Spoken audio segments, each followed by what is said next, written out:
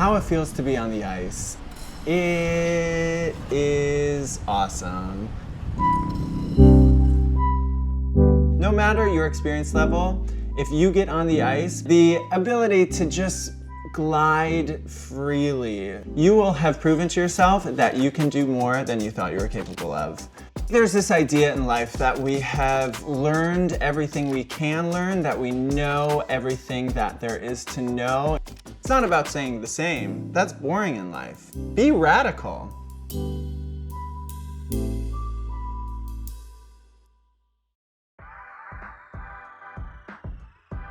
I am Milk. My boy name is Dan Donegan. I am a drag queen that currently resides in New York City.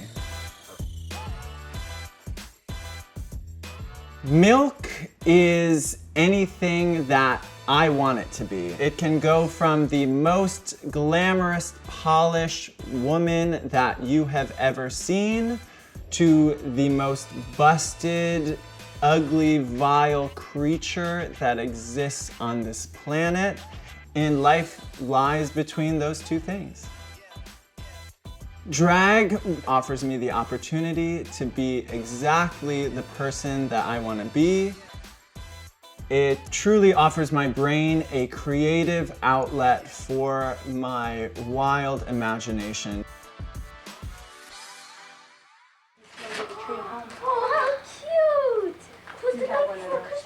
I was born and raised in Syracuse, New York. I grew up in a religious family. I was an outgoing kid. I was popular. There wasn't that judgment, that harsh judgment from kids. The community of friendship and just being who you are was really prevalent there. Please welcome Mary Faye King and Daniel Donovan. Figure skating has always been a part of my life since I was a little kid. I started skating at the age of 9, and so I just was sort of immediately hooked. I taught myself how to skate backwards, and it was really that moment where I was like, okay, maybe I should explore this further. And I truly just fell in love with the idea. I watched it a ton, and it was so magical. You can't deny the wonder and beauty of skating. And so I decided that once leaving high school that I would want to move somewhere outside of Syracuse, New York to train in figure skating.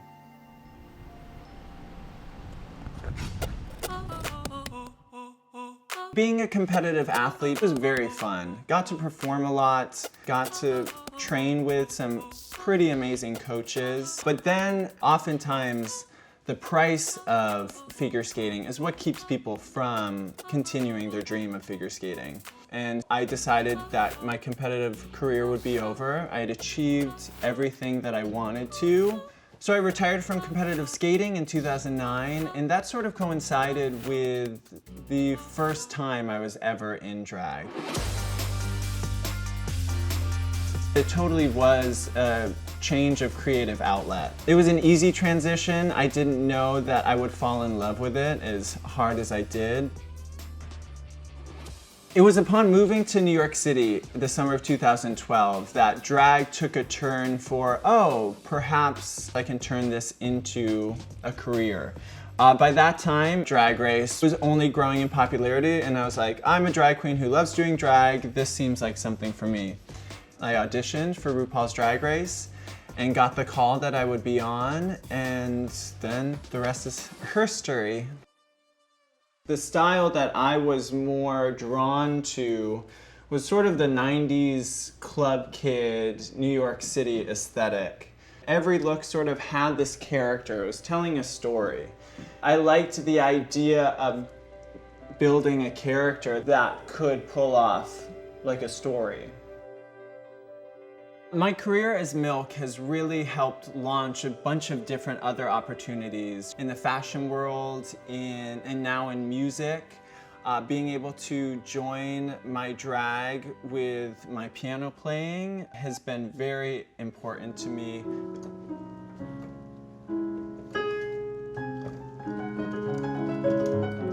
There aren't many drag queens playing classical piano out there. And I would love to be able to show that drag is far too mainstream to remain in the nighttime hours. The combo of beautiful figure skating on ice done by a drag queen in a wig and big costume and big lashes and big lips. Right now, there is nothing better in my brain. My goal with skating and drag is to bring Milk on Ice across the world, turn it into a full show, high production show, lots of other skaters, lots of diversity, but lots of fun. Drag and figure skating truly go together, and I'm excited to continue the journey in joining them.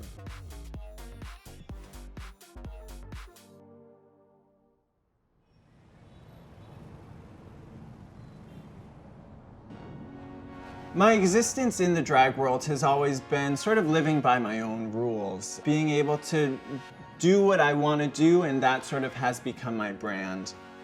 Just truly be yourself. For me, is being the weirdo that I want to see in this world.